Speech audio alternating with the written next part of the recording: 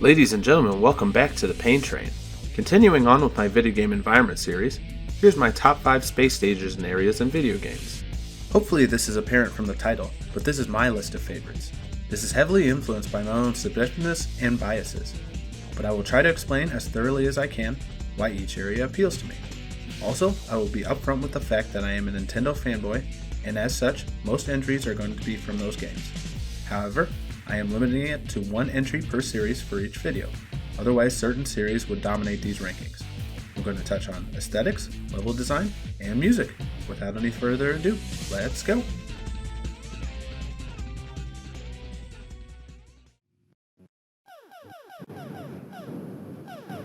At number 5, we have Asteroids by Lyle and Logg.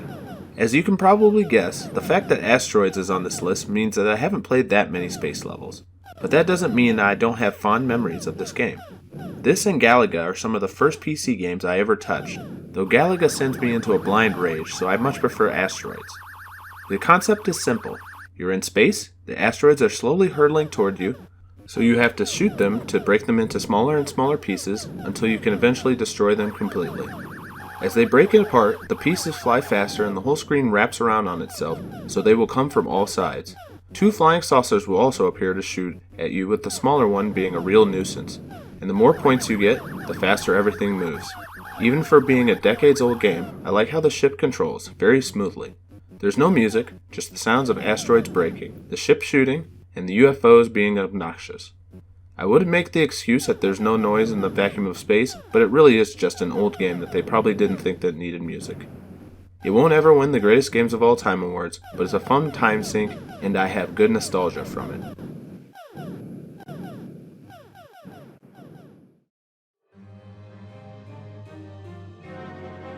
Next at number 4, we have the Void Termina battle from Kirby Star Allies. So this one I'm not 100% sure they're in space, but it definitely looks like they're in between a galaxy. Though they could be in an alternate dimension, I'm just gonna roll with it. Unlike most space stages, this area is beautiful, surrounded by multicolored nebulas, planets, and stars. You are bound by some sort of gravity as you glide across a reflective floor to fight the Void Termina, a giant final boss. It is a humanoid gray creature with long goat-like horns, adorned in gold-plated armor on its lower half and arms, and also wears a heart-shaped mask. It will attack by punching the ground and creating shockwaves, and is damaged by attacking the eyes that appear randomly on its body. For as easy as the rest of the game is, this boss is very involved, having several phases and high damage attacks. The music is triumphant and booming, with a sinister undertone, matching the visuals perfectly. On one hand, the visuals and music are some of the best you're going to get in this environment, but on the other hand, it definitely feels like it doesn't quite belong. I'm not sure if it's the lack of anti-gravity or how colorful it is, but either way, I really enjoy this final boss, and I'm glad I was able to stick it somewhere on my list.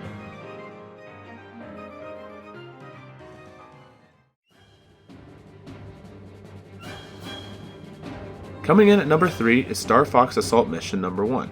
Star Fox 64 was my first introduction to the series, and I really enjoyed the high stress but high reward gameplay, but hated that you couldn't save between missions.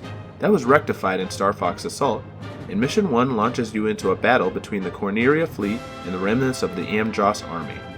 This space fight is all about shooting clusters of enemies to rack up bonuses. You'll have to contend with fighters, battle cruisers, and heavy assault mechs. The music is perfect for a space dogfight, with sharp loud bursts and plenty of tension. The gameplay really reminds me of Star Wars aerial battles, and though this is the first mission of the game, it is still challenging enough to be an exciting introduction.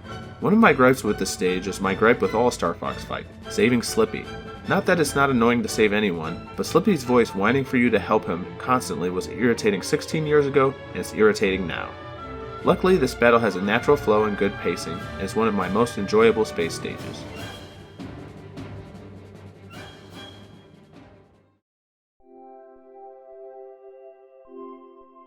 In second place is Moon Kingdom from Super Mario Odyssey.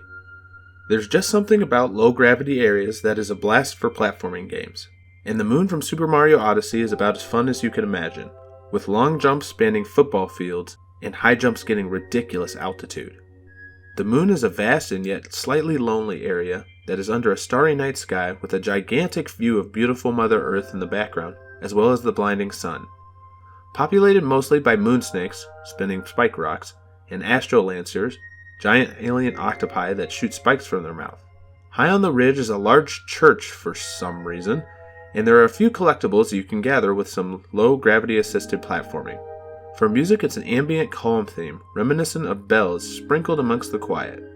The gameplay of this level is so addicting that it's almost hard to go back to the rest of the game. Though this may not be the first game you think of when it comes to Mario in space, this stage sets the bar high.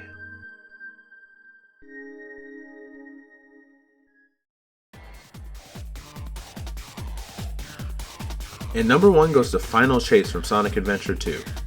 I experienced this game at a very impressionable part of my youth. I was in middle school, I was lonely, and it was the perfect time for edginess to take hold.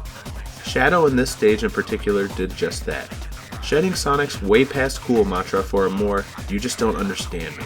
This stage has you grinding through rails in space just under the space colony Ark as you are chasing Sonic, who's completing a similar stage in the hero mode of this game.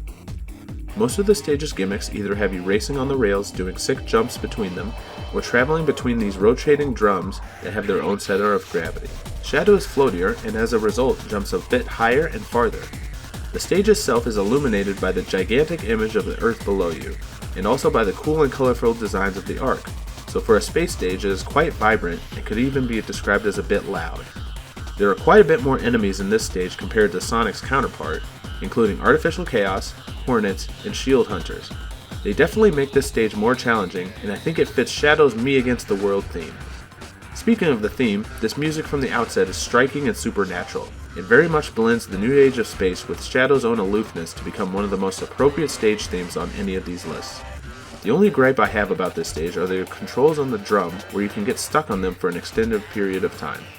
Other than that, this stage is one of my absolute favorites amongst all games.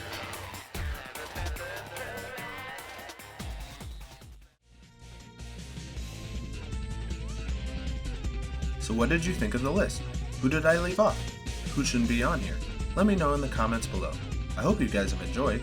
If you have, please drop a like, subscribe, follow on various social media in the description below. Keep an eye out for more biome rankings in the future. And as always, have a blessed day.